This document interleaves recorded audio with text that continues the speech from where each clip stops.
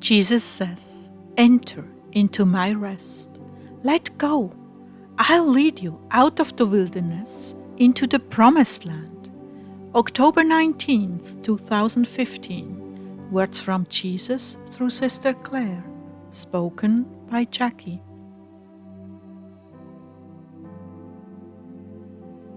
Clare began. The Lord bless you, precious Heartdwellers. I began my prayer time tonight with the sweet presence of the Lord. He's given me a sublime teaching on entering into His rest. It's just beautiful. As I was worshiping Him, I was able to see Him holding me and dancing very slowly to some worship songs. And I just started entering into a peace. It's like I dropped down from hyper to total calm. As if I were standing beside a lake that was so still, it was a perfect mirror of everything around it. The stillness was awesomely beautiful. It's such a profound sense of peace that descended into my heart. I was just in a total state of rest in Him. Oh Lord, you take me to such a beautiful, peaceful place, like a mirrored lake, totally still and calm. Thank you. Wow, I feel completely different.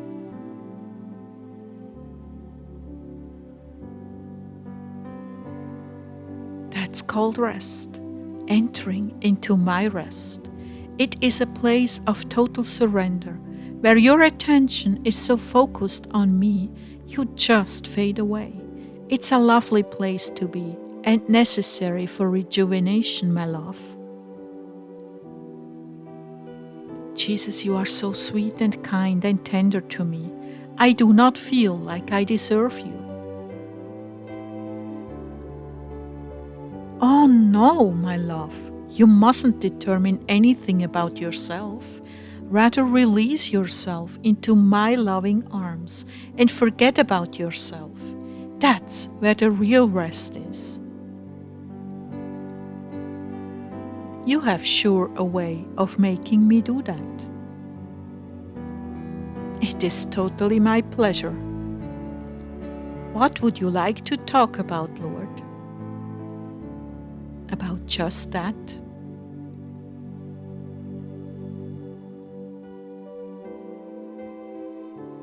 My brides, some of you are trying way too hard to enter into my rest.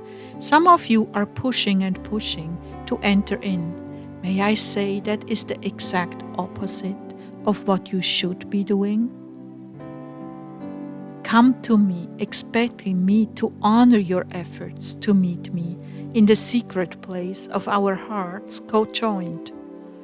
In the world, so many are used to aggressively pushing their way to success. In my spiritual world, it is rather a matter of surrender than attainment. The world attains to holiness. You are to surrender to holiness. It will take you over when you cease to strive. How do you do that, you ask? Come to me worshiping, and let the music lift you and carry you right out of yourself. Do you know, many if not all these songs are pre-composed in heaven? Even the choice of instruments is inspired by a choir of angels, assigned to those who do the arrangements. These are some of the sounds of heaven. They come from that far-away place, lift you up and take you home to that far-away place with them. It's just as simple as that. Those musicians who are truly anointed are well aware of their source, and their cooperation with grace is paramount to them. They know that everything hinges on grace. They have a deep river flowing through them that carries these melodies and words out to a hurting world that is in dire need of being elevated out of the pit of this world and transformed. Oh, musicians are my favorites because they prepare my bride to receive me.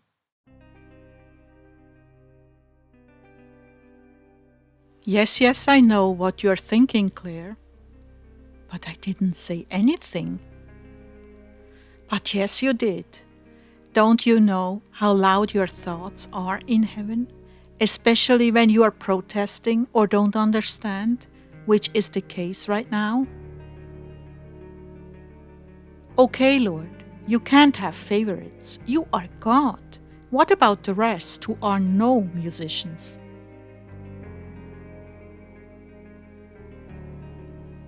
You are all my favorites. Let me rephrase my statement.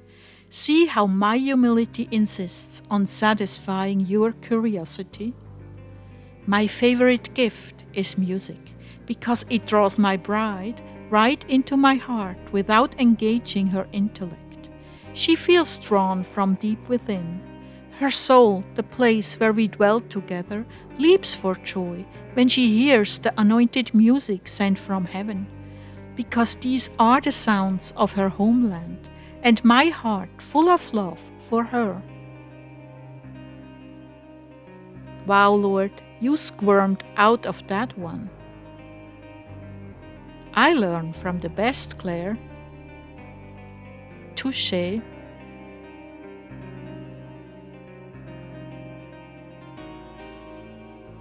Moving right along now that we've had a little fun. Truly, my love, there is something transcendent about music that appeals to the soul and draws her right into my arms.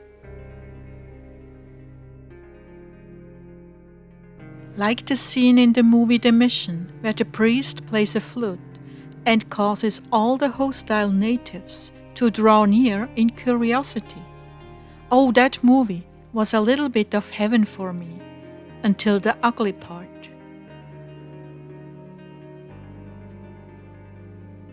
That song was written in heaven and given to the composer. Did you know that? But isn't he a secular composer? No matter, I can give my songs to them without even their knowledge of the source. The idea is to get the song out to the people. But doesn't give Satan songs too? He surely does. But his songs originate in chaos and sin and cause more chaos and sin. I may give a secular musician an inspiration for a song that I will use to communicate myself to the soul that hears it, like the secular love songs that stop you in your tracks at the grocery store. Love is a theme that will never be exhausted, and with barely a little tweak, the meaning can be changed from being worldly to being holy for my bride.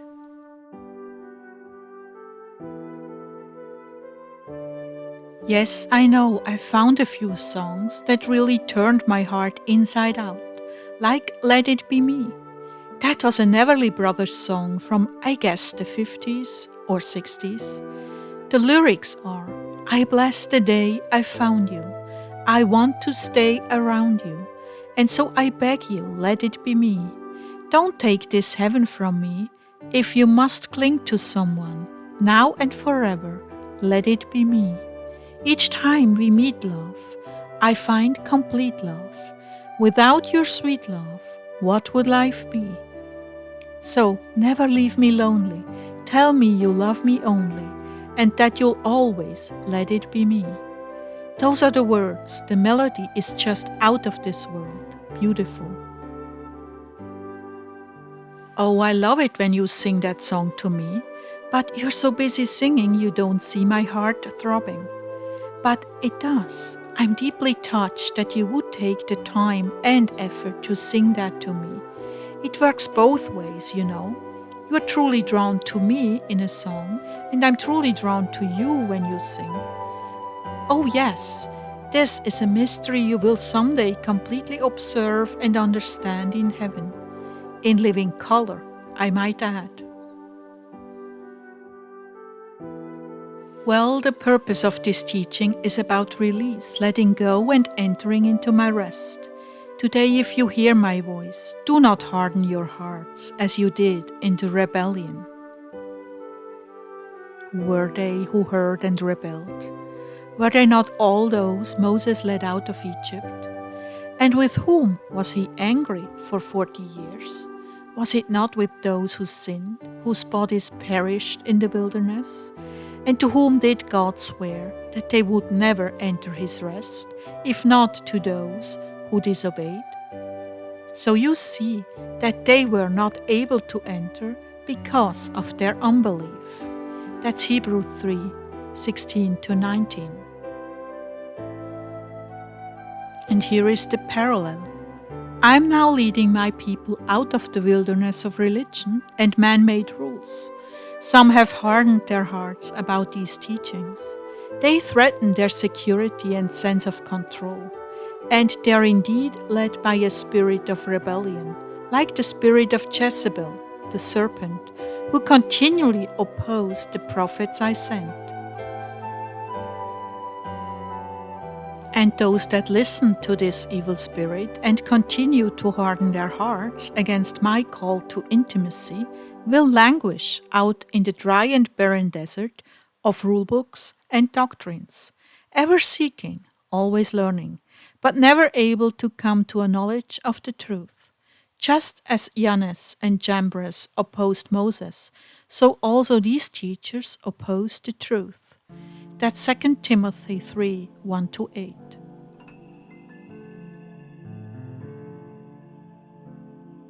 While my bride will enter into her master's joy, yes, she will enter into my rest.